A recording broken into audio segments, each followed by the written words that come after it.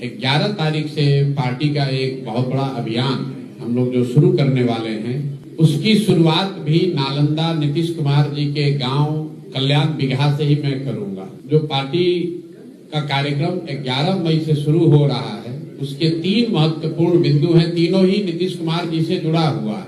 पिछले 3-4 वर्षों में आपने सुना, देखा, चर्चा करी जातीय जनगणना की। जिस जातीय जनगणना का रिजल्ट 2 अक्टूबर 2023 में आया, 7 नवंबर 2023 को विधानसभा के पटल पर रखा गया। 24 नवंबर 2023 को नीतीश बाबू ने घोषणा की कि जातीय जनगणना के आधार पर करीब 94 लाख परिवार, जिनको पिछले 25-30 साल में विकास की यात्रा में जो लोग छूट गए हैं, उन परिवारों को 2 लाख रुपए प्रति परिवार के दर से मदद दी जाएगी। ये घोषणा नीतीश बाबू ने विधानसभा में की, उनके ट्विटर के हैंडल पर भी है, आप लोगों को भी पता है। उसके बाद 2 बजट बीत गया, अभी तक किसी को 1 रुपया भी नहीं मिला। उस पर सरकार ने कोई चर्चा नहीं की। कई बार जब हम लोग बिहार में घूमते हैं, लोग कहते हैं कि नालंदा में बहुत काम हुआ है, तो इसलिए मैंने तय किया कि भाई जो 2 लाख रुपया उनको प्रति परिवार देना है, नालंदा भी नहीं, कल्याण बिगहा नीतीश बाबू के गांव चलकर देखें कि क्या किसी को 2 लाख रुपया मिला है कि नहीं। तो 11 मई को मैं आऊंगा और कल्याण बिगहा से इसकी शुरुआत करूंगा। दूसरा बिंदु है, 2006 में नीतीश बाबू ने महादलित परिवारों के लिए घोषणा की थी कि हर परिवार को जो होमलेस है, घर नहीं है, जिसके पास जमीन नहीं, उसको 3 डिसमिल जमीन सरकार देगी। सरकारी जमीन से अगर नहीं मिलेगा तो खरीद कर देगी। पूरे बिहार में इस योजना में कुल 50 लाख दलित अति पिछड़े समाज के लोगों को घर बनाने के लिए जमीन मिलनी चाहिए थी, लेकिन अभी तक सिर्फ 2,34,000 परिवारों को ही ये जमीन मिली। और अभी प्लानिंग कमीशन का एक रिपोर्ट आया है दिल्ली से, जिसमें बताया गया कि 2,34,000 में करीब 1,20,000 परिवार ऐसे हैं जिनको सिर्फ पेपर पर ही ये जमीन मिली है। करीब मतलब आधे लोगों को जमीन अभी तक नहीं मिली।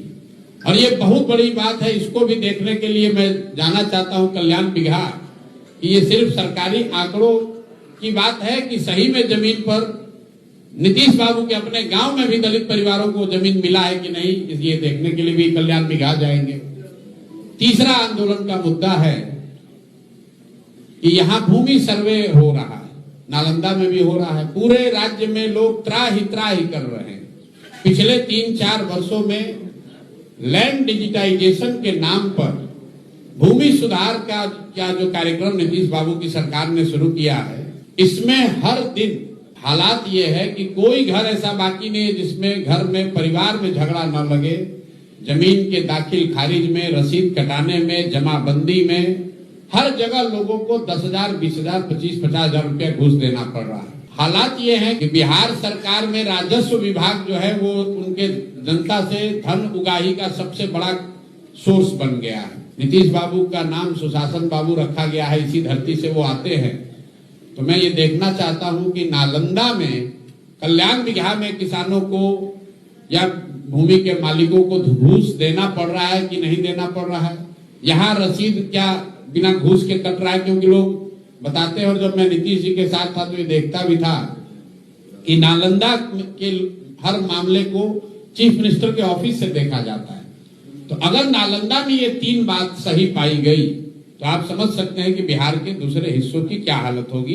तो 11 तारीख को पार्टी के इस कार्यक्रम का हस्ताक्षर अभियान हम लोग शुरू कर रहे हैं, जिनमें ये 3 बिंदुओं को हम लोग कवर करेंगे कि जिन 94 लाख परिवारों को 2-2 लाख रुपया आपने कहा था जातीय जनगणना कराकर, उनको अभी तक 1 रुपया मिला कि नहीं मिला, या फिर जैसे मोदी जी का 15 लाख रुपया हर परिवार को देने का वादा जुमला साबित हुआ। आप भी ये मान लीजिए कि बिहार में भी आपने ये जुमला ही फेंका था। दूसरी बात, जिन महादलितों ने आपको आज 18-20 साल से मुख्यमंत्री के कुर्सी पर बैठाया है, कम से कम आपके गांव के महादलितों को वो जमीन मिली है कि नहीं, नालंदा में उन लोगों को जमीन मिली है कि नहीं, ये देखने आएंगे। और तीसरी बात जो मैंने आपको बताया कि पूरा बिहार ये भूमि सर्वेक्षण के नाम पर, भूमि सर्वे के नाम पर जो धन उगाही हो रही है, क्या नालंदा कल्याण बिगहा उससे अछूता है, हरनौत उससे अछूता है, अस्थावा में वहां नहीं हो रहा है, ये देखने के लिए भी 11 को आऊंगा।